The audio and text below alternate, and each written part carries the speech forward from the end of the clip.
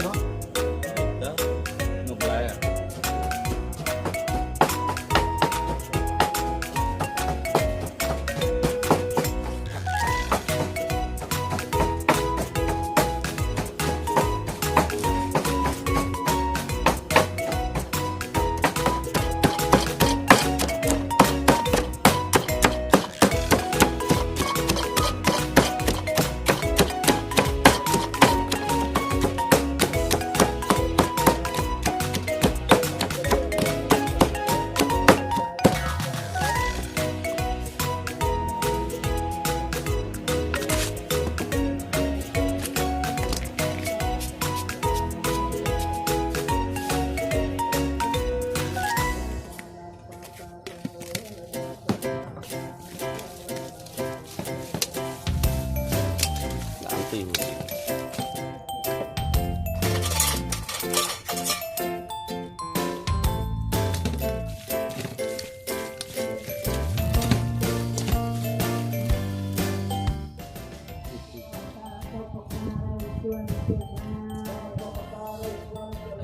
không đâu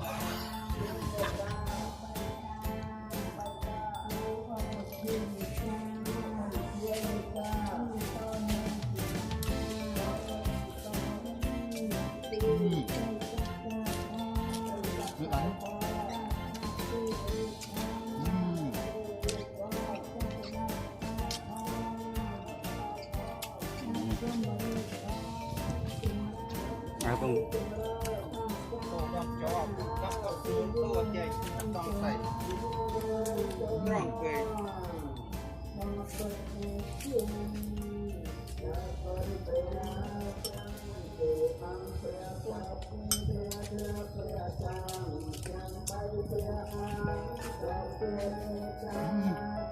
không có bột anh ấy chưa xong đã thấy gì ở đây không rõ gì ở đây gì trong rồi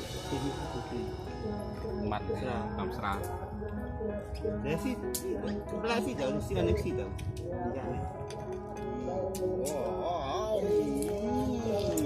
lên phải cái bố càng nhót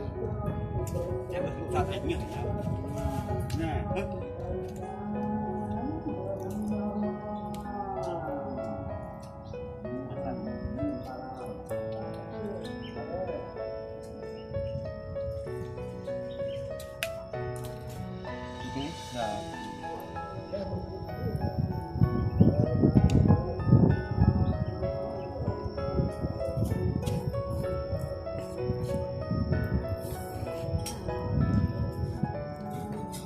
bà cái đào thế đấy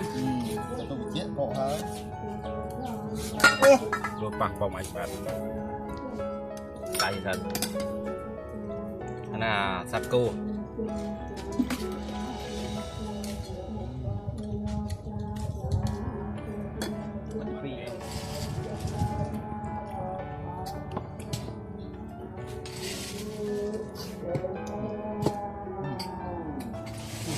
này để thoát thì chắc thoát rồi đặt nó này đấy cái này là sao mà mơ xem cái sạch thì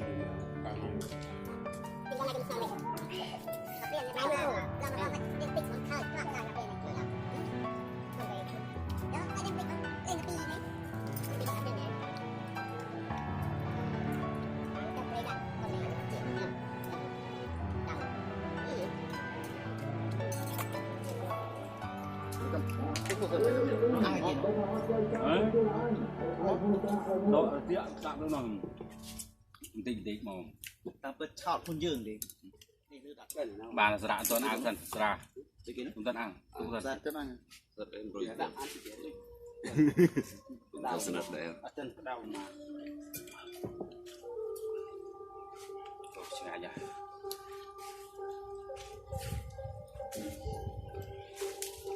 to đá thì đánh thì đi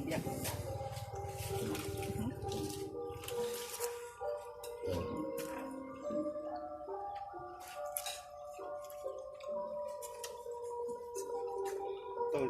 tập khăn thì vậy mình còn tập mà vào trường được chơi đàn còn chơi tôi không tôi mới là chơi anh tôi là chân tập đờ tôi chơi tất cả trong cái tiền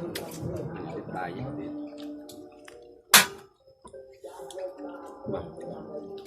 bố chưa bao giờ đi để cho ra cái khoảng 3 triệu trên chết ở trên đâu sang trả tiền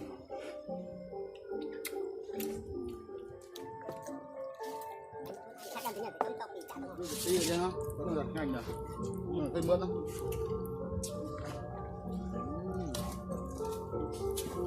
làm phần đi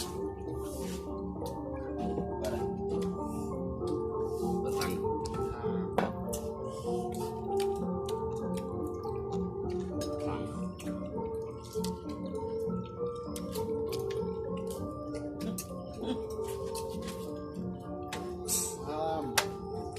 kem đâu đâu vậy à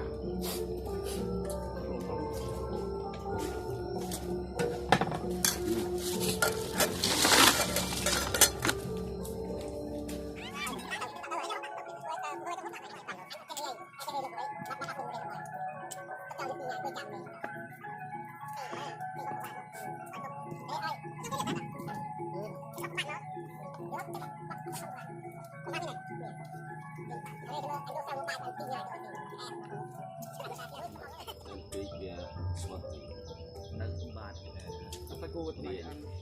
chất không đạt mấy tiền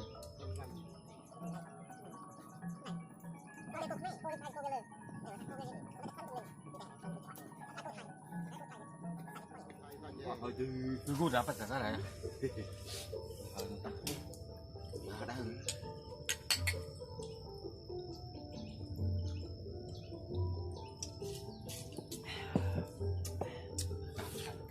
chị lên tranh nó biết rồi không để cho tôi bay riêng ta ăn nữa đi đỡ thì cùng